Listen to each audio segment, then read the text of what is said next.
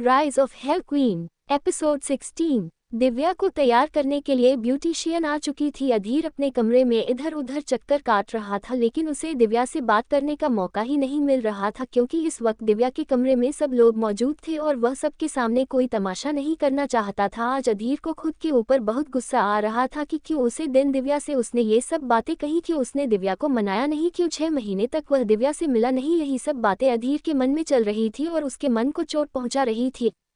थोड़ी देर बाद नीचे से बारात के आने की आवाज आने लगती है। यह आवाज में सुनकर अधीर का दिल बेचैन हो जाता है। उसे ऐसा लग रहा था जैसे किसी ने उसके दिल को मुट्ठी में भर लिया है और थोड़ी देर में उसका दिल उसके शरीर से आज़ाद हो जाएगा, लेकिन उसके कदम बाहर जाने के लिए उसका साथ नहीं दे रहे थे।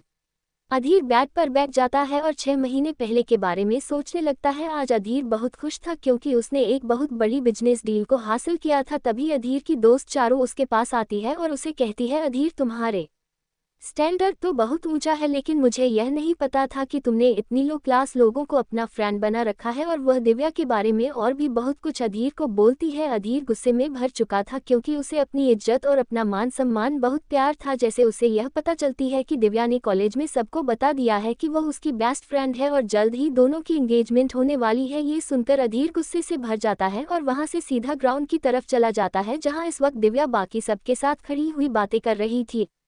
अधीर गुस्से में आता है और दिव्या का हाथ पकड़कर एक झटके में अपने सामने लाकर खड़ा कर देता है और कहता है, मैं तुमसे दोस्ती क्या कर ली, तुम तो अपनी औकात ही भूल गए। तुम्हें क्या लगा था मैं तुमसे इसी लड़की से शादी करूंगा? अरे तुम्हारा स्टैंडर्ड क्या है मेरे आगे? मैं तुम्हें उंगली पकड़े तो तुमने हाथ पकड़ लिया। और एक बात, अगर मैं शादी करूंगा ना तो अपने स्टैंडर्ड की किसी लड़की से करूंगा। तेरे जैसा लोएस्ट स्टैंडर्ड मेरे और मेरे परिवार के लिए एक दाग जैसा होगा। और हाँ, तुम्हारे पापा मेरे पापा के यहाँ काम करते हैं, इसलिए नौकर हो, नौकर बनकर रहो, मालिक बनने की कोशिश मत करना।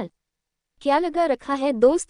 दोस्त नहीं हो तो मेरी, सिर्फ पापा की वजह से तुमसे बात कर लेता हूँ तो खुद को मेरी दोस्त समझने की गलती मत करना। और तुमसे मैं बात सिर्फ इसलिए कर लेता हूँ कि तुम्हारे पापा मेरे यहाँ नौकरी करते हैं, वरना तुम जैसी लड़की को तो मैं मुंह भी न लगाऊं। दोस्त बनाना और शादी करना तो बहुत बड़ी बात होती है।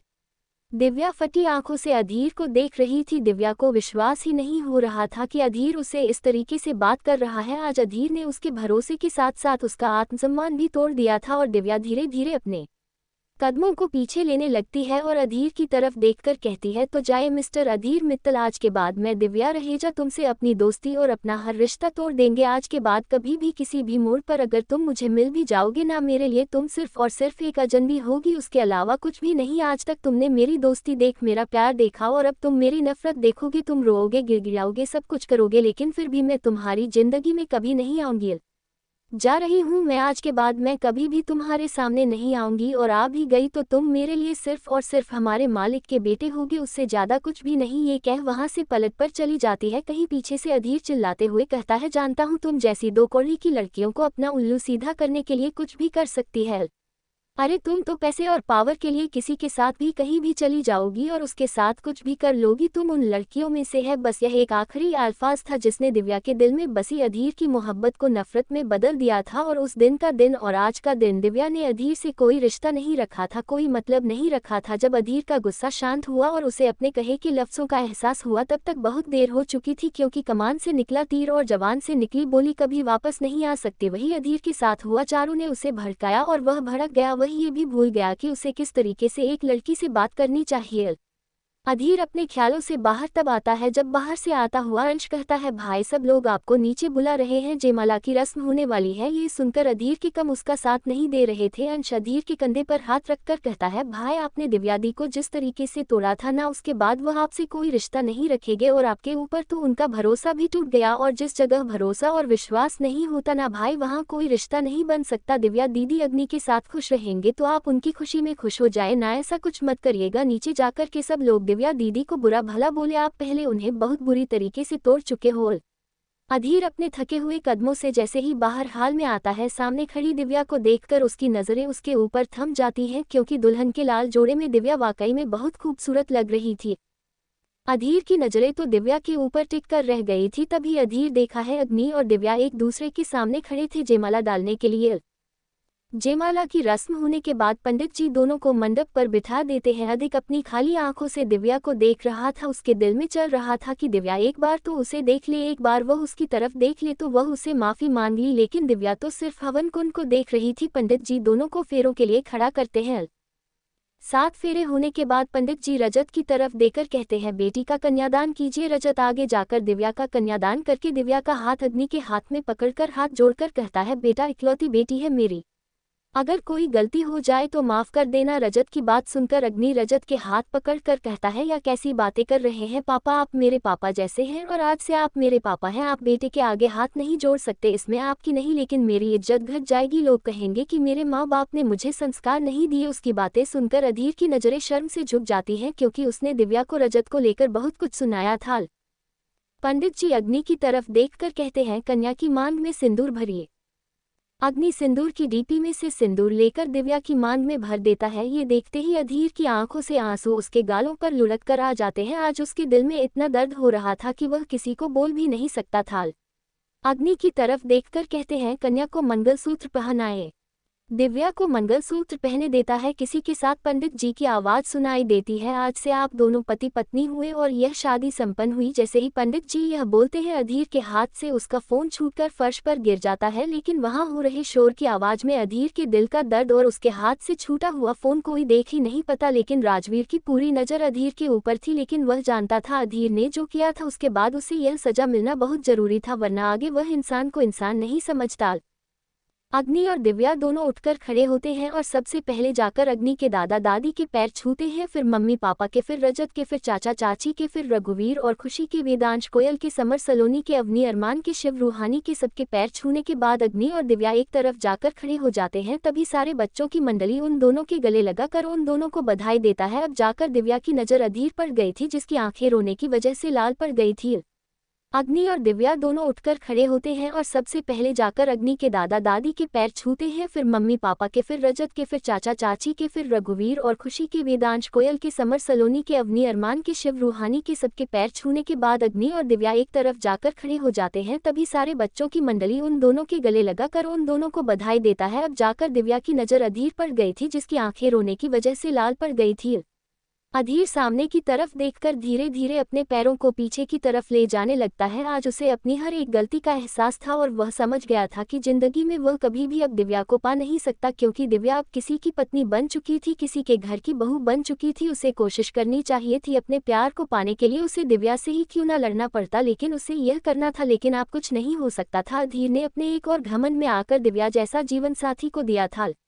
अधीर दिव्या को देखते हुए कहता है, अगर तुम अग्नि के साथ खुश नहीं रही, अगर अग्नि ने तुम्हें परेशान किया, तो मैं दुनिया की, समाज की, अपने परिवार की परवाह किए बिना तुम्हारी मर्जी के खिलाफ जाकर भी तुम्हें अपनी जिंदगी में वापस लेकर आऊंगा। यह मेरा वादा है तुमसे। और अगर आदमी तुम्हें खुश रखता है और तुम उसके साथ खुश और सुखी रहती हो, तो मैं तुम्हारी जिंदगी में कभी दखल नहीं करूंगा। ये सोचकर अभी धीरे धीरे वहां से अपने कमरे की तरफ चला जाता है। तभी अधीर के कानों में अग्नि के पापा की आवाज आती है, जो कह रहे थे कि विदाई का वक्त हो गया है। अधीर जैसे ही यह सुनता है, उसके पैर कांपने पर लगाते हैं। अधीर से खड़ा होना भी मुश्किल हो रहा था। तभी राजवीर, अंश, आकाश और अनंत उसके पास आकर खड़े हो जाते हैं, जैसे वह उसके सपोर्टर्स थे। हमेशा से ही उन सब ने अधीर को समझाया था, लेकिन समझ नहीं आई थी, और जब समझ आई तब तक बहुत देर हो चुकी थी। दिव्या रजत के गले लगकर बहुत रो रही थी, क्योंकि यह पहली बार था जब वह रजत से दूर जा रही थी। उसने अपना होश संभाला था। वह कभी भी रजत को छोड़कर कहीं नहीं गई थी। वह कोई पार्टी में नहीं जाती थी, कहीं ट्रिप पर नहीं जाती थी, क्योंकि वह जानती थी उसके जाने के बाद रजत अकेला हो जाएगा। लेकिन आज उसे अपने पापा से दूर जाना था। ये सब सोते हुए दिव्या का रोना पड़ गया। दिव्या बारी बारी सबके गले मिलती है। धीरे धीरे दिव्या अपने कदमों को अधीर की तरफ बढ़ने लगती है। जैसे जैसे दिव्या अपने कदम अधीर की तरफ बढ़ा रही थी, वैसे वैसे अधीर के कदम पीछे हम पर जा रहे थे। अधीर अपने कमरे में चला जाता है और कमरे की दीवार से लगकर खड़ा हो जाता है। दिव्या अधीर के पास आकर खड़ी हो जाती है और कहती है, अब तो खुश होना तुम, ये 2 कौड़ी की लड़की अब तुम्हारी जिंदगी से बहुत दूर चली गई है। तुम्हें हमेशा मुझसे दिक्कत रहती थी ना, कि मैं सबसे कहती घूमती हूँ कि तुम मेरे दोस्त हो, मेरे बेस्ट फ्रेंड हो। अब तो हमारी दोस्ती भी खत्म हो गई। अब तो मैं किसी से ये भी नहीं बोलते कि तुम मेरे दोस्त हो। अधीर दिव्या के दोनों हाथों से पकड़कर उसे अपना सर रखकर कहता है, मुझे माफ कर दो ना दिव्या। उसे वक्त में गुस्से में कुछ भी बोल गया था, कसम से मेरे दिल में ऐसा कभी कुछ भी नहीं था, लेकिन पता नहीं उसे दिन उसका गुस्सा तुम्हारे ऊपर निकाल दिया था मैंने, लेकिन तुमने तो मुझे उसे चीज की इतनी बड़ी सजा दे दी, मुझे छोड़कर किसी और की जिंदगी में शामिल हो गए।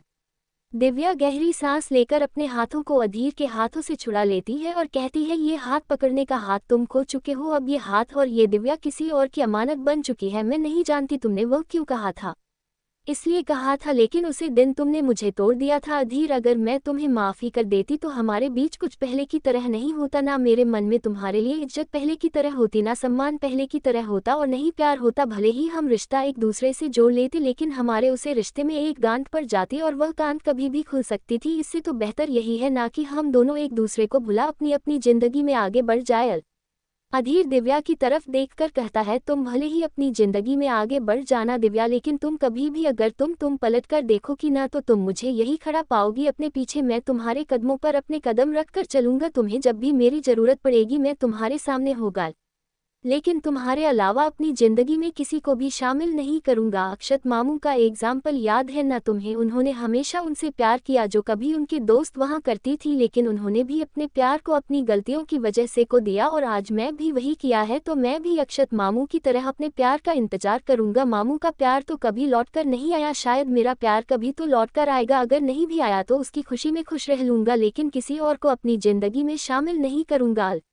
दिव्या अपना हाथ आगे बढ़ाकर कहती है, एक वचन दोगे मुझे। अभी हैरानी से दिव्या की तरफ देखा है तो दिव्या अपने हाथ की तरफ इशारा करके कहती है, वचन दो कि जो मैं तुमसे मांगूंगी तो मुझे पूरा करोगे। अधीर बिना सोचे समझे दिव्या के हाथ पर अपना हाथ रख देता है तो दिव्या रहती है, अपनी जिंदगी में आगे बढ़ जाना, अपनी पसंद या आंटी अंकल की पसंद से शादी कर लेना, क्योंकि मैं नहीं चाहती कि तुम अकेले रहो। मन्नत दिव्या के पास आकर रहती है, चलिए दीदी आपको बाहर बुला रहे हैं, सब लोग आपके जाने का वक्त हो गया है। मन्नत ये कहते वक्त बहुत रो रही थी, कहीं दिव्या भी मन्नत के गले लगा कर रोने लगती है। दिव्या राजवीर, अंश, अनंत और आकाश से मिलती है और सबको अपना ख्याल रखने का रहती है, तभी पीछे से एक क्यूट सी आवाज आती है, आप हमें भूल गई दीदी। जैसे दिव्या पीछे घूमकर देखती है तो उसके पीछे निया खड़ी थी, उसकी आंखें रो रो कर लाल हो गई थी, ऐसा लग रहा था न जाने कितने वक्त से वह रो रही थी। दिव्या दुनिया को अपने गले से लगा लेती है और उसे चुप करने की कोशिश करती है, लेकिन निया दिव्या को छोड़ ही नहीं रही थी। पूरा परिवार अधीर के कमरे में आ जाता है और जब वह लोग निया को दिव्या से ऐसे चिपकती हुई देखते हैं तो सब इमोशनल हो जाते हैं। वहीं अग्नि आकर निया के सामने खड़ा हो जाता है और कहता है, आप क्यों इतना रो रही हो, आप तो एंजल हो ना, एंजल इतना रोती नहीं है। निया अपने आंसू पहुंचने हुए कहती है, आप क्यों हमारी दीदी को लेकर जा रहे हो, मत लेकर जाओ ना, हम उनके बिना कैसे रहेंगे और हमें अपनी दीदी के बिना रहने की आदत नहीं है। अग्नि निया की तरफ देखकर कहता है, अगर हमारा छोटा भाई वापस आ गया तो हम आपकी शादी उससे कर देंगे, फिर आप हमेशा अपनी दीदी के साथ रहना। मियाँ खुश होकर कहती है, सच्ची में आपका छोटा भाई है क्या, हम उससे शादी कर सकते हैं। वहीं मियाँ की मासूमियत देखकर अग्नि खुद को मुस्कुराने से रोक नहीं पाता और कहता है, लेकिन अभी तो आप बच्ची हो, पहले बड़ी तो हो। जो नया खुद को देखकर कहती है, हम 22 साल के हैं तो हम बच्चे कैसे हुए। थोड़ी देर में निया को समझकर दिव्या की विदाई हो जाती है। दिव्या हमेशा हमेशा के लिए अधीर से दूर और अग्नि की जिंदगी में शामिल हो जाती है। अधीर अपनी खाली आंखों से बालकनी में खड़ा जाती हुई दिव्या की कर को देख रहा था। आज उसने अपना सब कुछ खो दिया था, अगर वह थोड़ी हिम्मत करके अपने घर वालों को सारा सच बता देगा तो शायद आज उसकी दिव्या उसके पास होती। दिव्या ने शादी की जल्दबाजी इसीलिए की थी क्योंकि वह जानती थी अधीर कैसे भी करके उसे मनाने की कोशिश करेगा और वह अधीर के सामने पिघलना नहीं चाहती थी, क्योंकि अगर वह आज पिघल जाती तो कल को अधीर फिर किसी बात पर उसे बेइज्जत करता, उसे जलील करता। दिव्या को विदा करके सब लोग हाल में आकर बैठ जाते हैं। तभी निया को समझकर दिव्या की विदाई हो जाती है। दिव्या हमेशा हमेशा के लिए अधीर से दूर और अग्नि की जिंदगी में शामिल हो जाती है। अधीर अपनी खाली आंखों से बालकनी में खड़ा जाती हुई दिव्या की कर को देख रहा था। आज उसने अपना सब कुछ खो दिया था, अगर वह थोड़ी हिम्मत करके अपने घर वालों को सारा सच बता देगा तो शायद आज उसकी दिव्या उसके पास होती। दिव्या ने शादी की जल्दबाजी इसीलिए की थी क्योंकि वह जानती थी अधीर कैसे भी करके उसे मनाने की कोशिश करेगा और वह अधीर के सामने पिघलना नहीं चाहती थी, क्योंकि अगर वह आज पिघल जाती तो कल को अधीर फिर किसी बात पर उसे बेइज्जत करता, उसे जलील करता।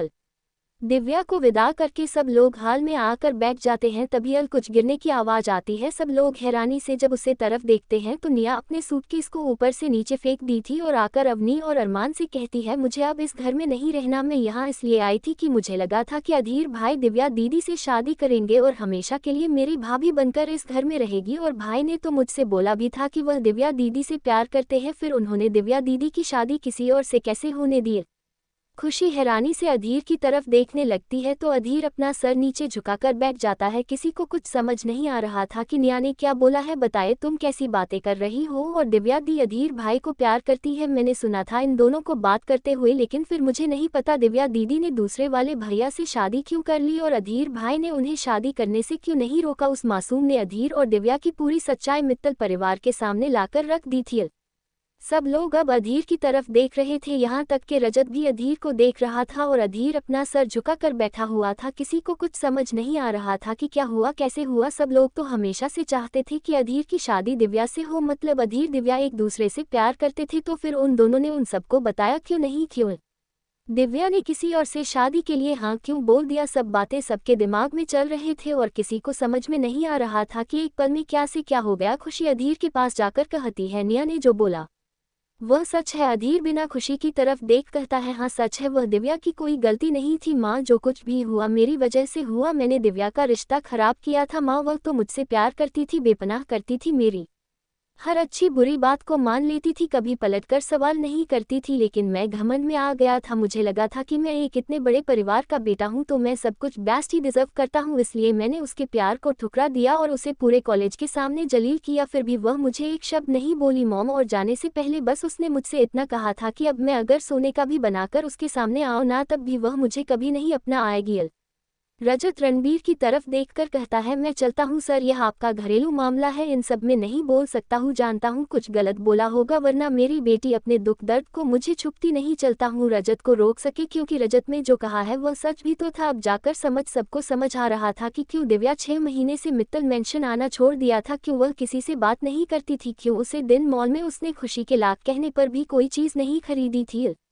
अधीर अपनी बात बोलकर चुप हो जाता है। हाल में एक थप्पड़ की आवाज गूंजती है और पूरा परिवार अपने मुंह पर अपने हाथ रख देता है, क्योंकि यह पहली बात था जब खुशी ने अधीर पर हाथ उठाया था। ये पहली बार था कि कितने सालों में आई थी जिसमें वह कभी हुआ करती थी। अरमान जैसे खुशी के पास जाने वाला होता है, खुशी अपना हाथ दिखाकर रोक देती है। वहीं रणबीर बिना किसी भाव के अपने बेटे और अपनी बीवी को देख रहा था। वही खुशी रणबीर की तरफ देखकर कहती है, ये परवरिश तो नहीं दी थी। रणबीर खुशी की तरफ देखकर कहता है, शांत हो जाओ, नहीं तो तुम्हारी तबीयत खराब हो जाएगी। खुशी चिल्लाकर कहती है, कैसे शांत हो जाओ, आपके बेटे ने एक लड़की की जिंदगी बर्बाद कर दी है और आप बोलते हो शांत हो जाओ। और अधीर ने जो दिव्या के साथ किया, अगर वही कोई हमारी बेटी के साथ करे तो कैसा लगेगा।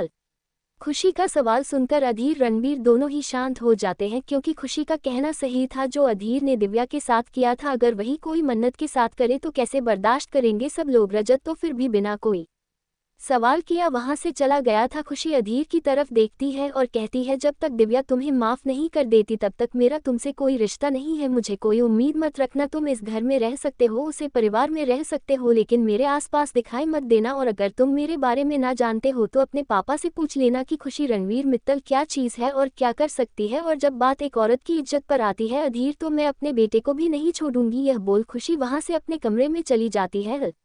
धीरे धीरे सब लोग वहां से चले गए थे। खुशी का कहना सही था, इसीलिए किसी ने कुछ नहीं कहा था। रणबीर वहां से उठकर अभी के कंधे पर हाथ रख के कहता है, इस बार तुम गलत हो अभी, और इस बार मैं तुम्हारे साथ नहीं हूँ। दिव्या की माँ की कमाओ और अपनी माँ को पालो, वरना तुम्हारी माँ तुमसे अपने रिश्ते तोड़ने में वक्त नहीं लगाई थी, क्योंकि मैं तुम्हारी माँ को तुमसे बेहतर जानता हूँ। और वहां से अपने कमरे में चला जाता है। अधीर इस वक्त हाल में अकेला था। तभी अधीर की नज़र सामने मंडप में जाती है और वह उस मंडप को देखकर कहता है, तुम्हारे जाने से मेरी पूरी जिंदगी बिखर गई दिव्या। जब तक तुम मेरी जिंदगी में थी तब मुझे सब प्यार और इज्जत देते थे। देखो तुम्हारे साथ गलत करने पर आज मेरी खुद की माँ ने मेरा साथ छोड़ दिया, मेरे पापा ने मेरा साथ छोड़ दिया, मेरे भाई बहन मुझसे नाराज है, मेरा दोस्त मुझसे नाराज है। अब तुम्हें खुद से नजरें मिलने लायक नहीं रहा हूँ। अब तुम्हें भगवान से दुआ करूंगा कि तुम अग्नि के साथ खुश रहो, शायद मेरी माँ मुझे माफ कर दे। दूसरी तरफ कपूर मैंशन में चारों तरफ गृह प्रवेश की तैयारी हो रही थी। तभी वहां एक गाड़ी आकर रुकती है, उसमें से अग्नि और दिव्या बाहर निकलते हैं। वह दोनों जब में गेट पर जाकर खड़े होते हैं, तभी अग्नि की माँ उन्हें वहीं रोक देती है और दोनों की आरती उतार चावल का कलश भर कर रख देती है और हल्दी का घोल लेकर दिव्या की तरफ देखकर कहती है, बेटा इसमें अपने हाथ डालकर सामने दीवार पर अपने हाथों की छाप लगा दो। दिव्या वैसा ही करती है तो कलश को अपने हाथों से गिरा देती है। सब लोग हैरानी से दिव्या की तरफ देखते हैं तो दिव्या कहती है, माँ कलश में चावल थे और अन्न का अपमान करना अन्नपूर्णा माता का अपमान करना होता है, इसलिए मैंने ये हाथ से गिरा है जिससे रस्म भी हो गई और अन्न का अपमान भी नहीं हुआ है। दादी माँ तुरंत दिव्या को अपने सीने से लगा लेती है और अपनी बहू की तरफ देखकर कहती है, आज तुमने एक बहुत अच्छा फैसला लिया है दिव्या को इस घर की बहू बनकर। अब मुझे अपने अग्नि की कोई चिंता नहीं है क्योंकि मेरी दिव्या जो आ गई है। अग्नि का ख्याल रखना। दिव्या अपना सर नीचे झुका लेती है। तभी मैसेज कपूर उन्हें महादेव के मंदिर में ले जाते हैं। वहां पर दिव्या दीपक जलाकर आरती गाती है। दिव्या की आवाज से सब लोग मंत्र मुक्त हो गए थे। सब लोग दिव्या की बहुत तारीफ कर रहे थे कि कपूर खानदान में बहू नहीं बल्कि लक्ष्मी का वास हुआ है।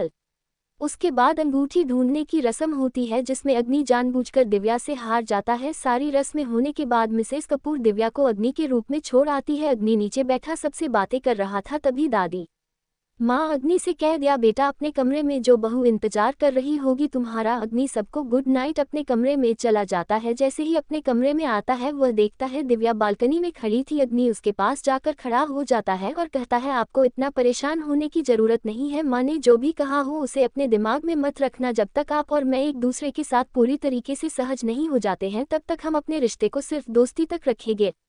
दिव्या घूमकर अग्नि के सीने से लग जाती है और कहती है, हमें माफ कर दीजिए अग्नि, आपसे शादी करने के बाद हमने उससे बात की, हमने उसके कमरे में जाने की गलती की, हमें माफ कर देना। दिव्या के सर पर हाथ रख के कहता है, आपने हमसे शादी की है तो क्या हमने खरीद नहीं है आपको? आप पूरी तरीके से आज़ाद हो, आप किसी से भी बात कर सकती हो, कहीं भी जा सकती हो। बस इस बात का ख्याल रखना कि अब आप अग्नि कपूर की पत्नी और कपूर खानदान की बहू है, वरना हम आप पर कोई रोकबंदी तो नहीं लगा रहे हैं। ये सुनकर दिव्या को आज अग्नि बहुत प्राउड फील हो रहा था। दिव्या घूमकर अग्नि के सीने से लग जाती है और कहती है, हमें माफ कर दीजिए अग्नि, आपसे शादी करने के बाद हमने उससे बात की, हमने उसके कमरे में जाने की गलती की, हमें माफ कर देना। दिव्या के सर पर हाथ रख के कहता है, आपने हमसे शादी की है तो क्या हमने खरीद नहीं है आपको? आप पूरी तरीके से आज़ाद हो, आप किसी से भी बात कर सकती हो, कहीं भी जा सकती हो। बस इस बात का ख्याल रखना कि अब आप अग्नि कपूर की पत्नी और कपूर खानदान की बहू है, वरना हम आप पर कोई रोकबंदी तो नहीं लगा रहे हैं। ये सुनकर दिव्या को आज अग्नि पर बहुत प्राउड फील हो रहा था। अग्नि दिव्या की तरफ से, आप जाकर आराम कर लीजिए और अपने कपड़े चेंज कर लीजिए, मैं भी अपने कपड़े चेंज करके आता हूँ। दिव्या अपने बैग में से कपड़े निकाल कर वॉशरूम में चली जाती है। वहीं अग्नि कमरे में ही अपने कपड़े चेंज कर लेता है और जाकर सोफे पर लेट जाता है। वहीं जब दिव्या आती है तो अग्नि को सोफे पर सोता देख उसे बहुत बुरा लगता है, लेकिन अभी वह इतनी कंफर्ट नहीं थी अग्नि के साथ कि वह उसके साथ एक बिस्तर पर सो पाए, इसलिए वह भी बिना कुछ कहे जाकर बेड पर लेट जाती है। नींद किसी को नहीं आ रही थी। तीन लोग अपनी आने वाली जिंदगी के बारे में सोच रहे थे। अग्नि अपने और दिव्या के रिश्ते के बारे में सोच रहा था, वही दिव्या अपने नए रिश्तों को कैसे निभाए उसे बारे में सोच रही थी। और वही अपने कमरे में बेड पर लेट अधीर अपने और दिव्या के बारे में सोच रहा था। अधीर की कुछ गलतियों ने दिव्या को हमेशा के लिए उसे दूर कर दिया था। अधीर की आंखों में ना उम्मीद थी, ना चमक और ना ही कुछ, और उसकी आंखों में था तो सिर्फ खालीपन, अंधकार जो खुद अधीर ने अपनी जिंदगी में लिखा था। रणवीर को नींद नहीं आ रही थी, इसलिए वह अपने कमरे से निकालकर हॉल में आकर बैठ जाता है। उसके दिमाग में बार बार यही ख्याल आ रहा था कि उसका बेटा किसी से प्यार करता था और उसने उसे खो दिया अपनी गलतियों की वजह से। तो उसकी जिंदगी कैसी होगी, वह कैसे जिएगा, उसके अंदर कितना दर्द होगा। यही सब सोते हुए रणवीर अधीर के कमरे की तरफ निकल जाता है। जैसे ही वह गेट खोलकर अंदर देखा है तो अंदर अधीर खाली आंखों से सीलिंग को देख रहा था। रणवीर अधीर के कर के पास आकर बैठ जाता है और उसके माथे पर हाथ रखकर कहता है, जब इतना दर्द है तो किसी से बांट लो ना, कहते हैं बांटने से दर्द कम हो जाता है, खत्म नहीं होता लेकिन काम तो हो ही जाता है। अपने पास इतनी रात गए अपने पापा को देख अधीर की आंखें भर आती है।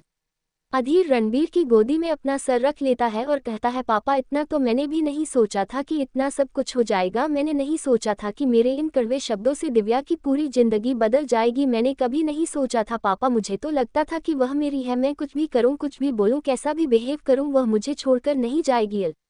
रणबीर अधीर के सर पर हाथ फेर कर कहता है, बेटा तुम लड़कियों को नहीं जानते, जब तक वह कोई रिश्ता निभाना चाहती हैं, जब तक उस रिश्ते में उन्हें 1% भी आस दिखाई देती है, ना वह उस रिश्ते को अपनी जी और जान से निभाती है। लेकिन जिस दिन की यह उम्मीद टूट जाती है ना तो वह पलट कर फिर वापस नहीं आती, और दिव्या के साथ भी वही हुआ है। अधीर, पता है तुम्हारी सबसे बड़ी गलती क्या थी? तुम्हें ऐसा लगता था कि तुम दिव्या के साथ जो मर्जी करो, उसके साथ कैसा भी व्यवहार करो, उसके साथ कैसे भी पेश आओ, वह तुम्हें छोड़कर तो नहीं जाएगी, और यही तुम्हारी सबसे बड़ी गलती थी। जानते हो, लड़कियां हमसे कुछ नहीं चाहती हैं तो थोड़ी सी इज्जत, थोड़ा सा मान सम्मान, लेकिन तुमने उसका वह मान सम्मान ही तोड़ दिया था। उसने तुम्हें दोस्त माना, तुमसे मोहब्बत की, तुम्हारा ख्याल रखा, सब कुछ किया उसने, लेकिन तुमने बदले में उसे क्या दिया, जरा सोचकर बताना। रणवीर अधीर के सर पर हाथ फेरते हुए ही कहता है, मैं यह नहीं कह रहा कि तुम सही हो या दिव्या गलत है, या दिव्या सही है तुम गलत हो, लेकिन शायद तुम दोनों को मिलना तुम दोनों की किस्मत में नहीं था, वरना तुम नहीं जानते जब मेरी शादी तुम्हारी मॉम से हुई थी, वह मुझे बेपनाह नफरत करती थी, इतनी नफरत कि मैं अगर उसके सामने पड़ जाता था ना तो वह अपना रास्ता बदल देती थी। फिर एक वक्त आया जब उसे मेरी मोहब्बत पर, मुझ पर भरोसा हुआ, और आज वह मुझसे इतना प्यार करती है कि मेरे अलावा उसे न किसी पर विश्वास है और ना ही वह किसी के लिए जीना चाहती है। अधीर, दिव्या को बुलाने की कोशिश करो, क्योंकि अब वह किसी की पत्नी है, किसी के घर की बहू है, किसी के घर की इज्जत है। तुमसे दिव्या से प्यार करते थे, वह दिव्या सिर्फ एक बेटी थी, लेकिन आज जो दिव्या है वह किसी के घर का सम्मान है। तो मेरा तो यही सजेशन है तुम्हें कि सब कुछ छोड़कर आगे बढ़ो जिंदगी में। मैं मानता हूँ पहला प्यार बुलाया नहीं जाता, तुम भी मत बुलाओ उसे, अपने दिल की कोने में हमेशा याद रखो, लेकिन अपनी जिंदगी में आगे बढ़ो। अगर दिव्या तुम्हें इस तरह देखेगी ना तो वह अपने रिश्ते में कभी आगे नहीं बढ़ पाएगी।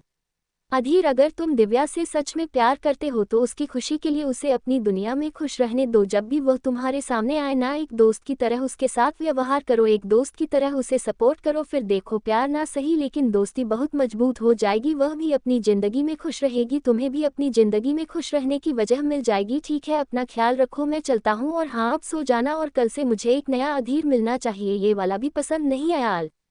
रणबीर के वहां से जाते हैं। अधीर उठकर बालकनी में जाता है और सामने चमक रहे चांद को देखकर कहता है, आपने ठीक कहा पापा, अगर मैं चाहता हूँ कि मेरा प्यार खुश रहे, आबाद रहे, तो मुझे उसे भुला देना ही बेहतर है, लेकिन दूसरों की नज़रों में, मेरी नज़रों में तो हमेशा मैं उसका इंतजार करूंगा। शायद भगवान को कभी तो मुझ पर तरस आएगा जो वह पलटकर मेरे पास आएगी। बस महादेव से यही प्रार्थना करता हूँ कि जिंदगी के कभी किसी मोड़ पर वह मेरे पास लौटकर जरूर आए।